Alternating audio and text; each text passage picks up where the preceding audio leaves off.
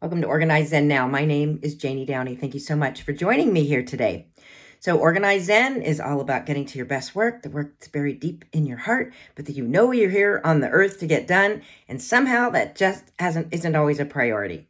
The Zen part is doing that in a way that works really well for you, not for somebody else. So it's really figuring out what, your morning or an evening person, what hours work best for you, what style of thinking do you want to do, who are you at your core? And that takes some thinking and some activity. So I'm here to give you some activity.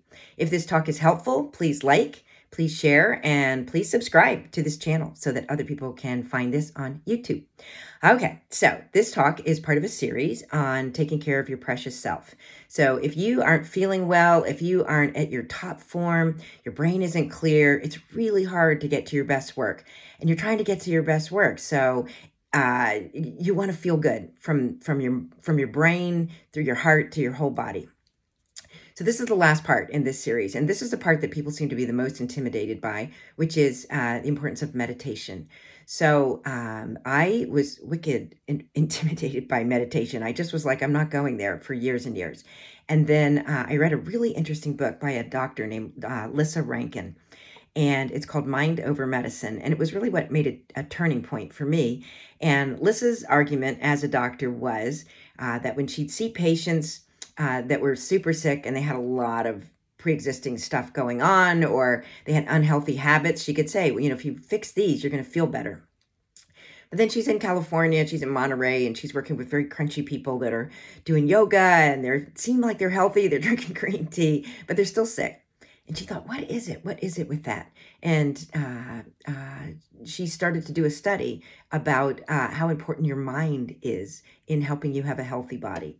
And meditation is a huge part of that. So her studies showed, she went back through and she looked at the studies that everyone else throws away, which was where did the placebo effect work? So in medicine, you say, oh, well, that's just somebody thinking it was going to work, so it did. And she's like, why are we not paying attention to that? So your mind is a huge, powerful tool within your body. So you want to keep it healthy, but you also want to honor it, that it can help you heal. And her argument was that you don't need to meditate. And there's a lot of other studies on this. You don't need to meditate for hours a day. You don't need to meditate for years at a time to find the impact. That even 10 minutes in the morning, 10 minutes in the evening starts to have a huge impact on your life. And so she convinced me to say, all right, let me give my brain a little break and I'm going to try meditation. And then there's a lot of different styles of meditation. If you Google meditation, there's guided meditations that people can walk you through where they're having you see certain images. And if that works well for you, try that. I'm a quiet meditator. I just like to be in a total quiet place and let my mind be really still. And then the other part that's really cool about meditation is a big part of is breathing. And sometimes when you take a deep breath, you feel like that might be the first big breath I took today. So sitting quietly, 10 minutes, breathing, really just clearing your head. You're not trying to solve the problems of the world. You're not trying to figure out what you should be doing with your time. You're just being quiet and with yourself. And what I think is interesting with all of that, so why would you do it? The symptoms within your body that can be cleared up by meditation are very similar to cleaning up your diet, to getting more activity, to getting more sleep, improve your memory, help you with focus, get more blood flying to your brain. And honestly, I feel like you can feel that when you start to meditate. Decreases your blood pressure. You can help regulate your emotions. Releases antibodies. I feel like you can feel that, and I'll tell you about that in the activity. And then just decrease stress and improve your mood. So mood seems like a funny word always to me, but improving your mood, really about finding energy, being joyous. And it's 10 minutes. It's 10 minutes. It's not that big of a commitment of time, but to just be quiet, it makes an amazing difference in your day. And then what I have found from meditating is when I'm in a stressful point at some other point in the day, not little 10-minute sanctuaries at the beginning and the end of the day, it's very easy to get back into that space. So if you're in stress at work or at home, if you're used to meditating, you can take a big, deep breath and really sink back into the place that you've been. Eckhart Tolle has some interesting thoughts with this as well. He's another author that writes a lot about being present and the importance of being present, a lot about breathing also, but that whatever you're doing is the most important thing you can be doing. And when you're meditating, that's the cool thing. You're just being quiet for 10 minutes. You're not trying to get stuff done. You're not trying to hustle. You're just being yourself, and you're just being inside yourself. So you want those improvements. You don't have to commit to a huge lifetime of this. Just try it. And I always say your body's your best test case. So if you try a quiet meditation and that doesn't work for you, try a guided meditation. And then in the activities, I'm going to give you a couple of other ideas. All right. Believe in it. Look it up. Find those health benefits and say, can I afford 10 minutes in the morning, 10 minutes at night to just be quiet and just be myself? I think you can. Hope you can find that 10 minutes. Okay. So here's some activities to give you some ideas, but go online too. There's tons of ideas about meditation and great, great teachers. The first is, if you're intimidated by this, which a lot of people are, I was, is to just add meditative moments to your day.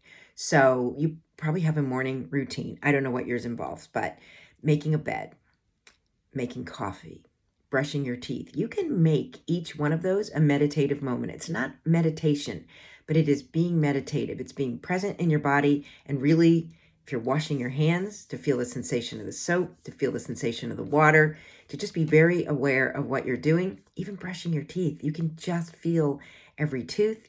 If you're a coffee drinker and you're using a brewer, listening to that has a certain sound, there's a smell, there's a look, and people might think you're a little nutty, but stand in front of a coffee maker and just watch it brew your coffee. It makes you appreciative of the moment, and it's a meditative moment. It's a kind of a neat, easy way to slide into a little piece of meditation. So that's my first suggestion that you try. The second one comes from Eckhart Tolle, and I love this thought. When I first was listening to his book on this, I was driving in the car, and I thought this probably isn't a great time to do this. So you want to be in a quiet, good place, but he'd say, consider a leaf. So consider is an important word. You're not evaluating it. You're not deciding anything about the leaf. You're just considering it, and you're just looking at it. And if you don't have access to a leaf, and you can do this for 5 or 10 minutes, it's fascinating. You see stuff you would have never seen before on a leaf. You can turn it over. You could crunch it up. You can feel it. You can smell it. But consider a leaf. You could also, if you don't have trees around you, consider a rock. Fascinating what you see in a rock, or even like something that's on your desk, like a pen. If you just simply consider it, and you're just looking at color, you're looking at shape, just letting your mind relax around it, and you're being very present in that moment. So those are a fun one. And then the last one I'm going to offer to you is how I usually start off a meditation. So I like to meditate outside. So I like fresh air. I like to face the sun. But I like to just feel my senses within my body. And this is it takes me about 10 minutes. So it's a great way to either just get started or just do this. And then you have more than your 5 senses. So what I think is interesting is if wherever you're sitting, even if your eyes are closed, and your eyes don't have to be closed for meditation. I do a lot of open-eyed meditations if I'm around a lot of people, and I don't want them to be scared to think that I'm asleep or dead somewhere. So I will keep my eyes open. But even if your eyes are closed, you can still see. So you're just going to your eyes and you're saying, what am I seeing? Maybe it's just the inside of your eyelids. What am I hearing? What do I smell? What do I taste in my mouth? And what am I touching? If you're sitting, you're feeling that. And then some of the other ones that you don't even think about that are senses that you have. You have a sense of gravity in your body. Your body knows that it's sitting somewhere, and you can feel the weight of that on you. You also have a sense of time. You kind of know what time it is, but if you ponder time within your body, it's interesting of what your brain will come up with about time.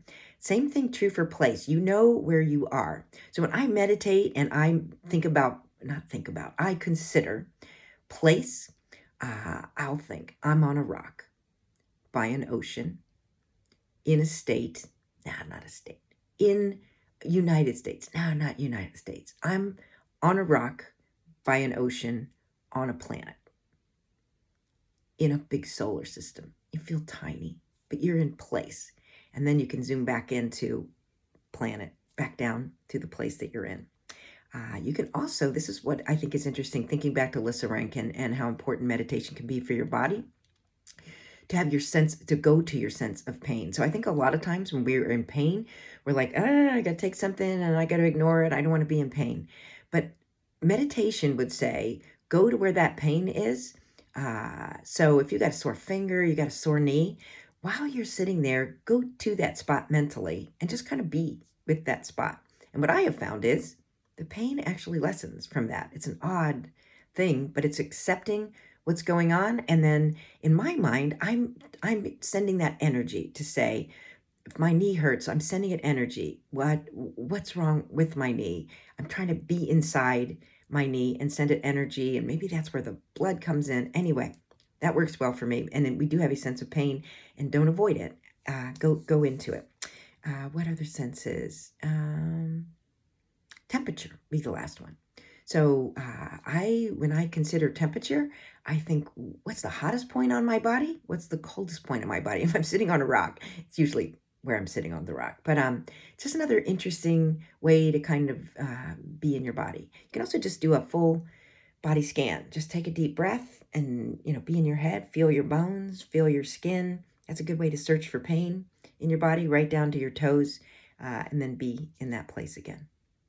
So I hope those help. There are tons of other ideas. So find a place that helps, even if it's just being quiet. We talked about it with sleep. Try that before you go to sleep, to just be in that place. Maybe just feel your body then as well. Feel the bed under you. So I hope this helps. It's vitally important for your health. Your health is vitally important for getting good stuff done. And we need you to get your good stuff done, because you are unique in this world and you've got gifts that the rest of us need for you to bring to us. Okay. I hope this is helpful. If it is, please like, please share, and please subscribe, and please come back and see me again. Bye.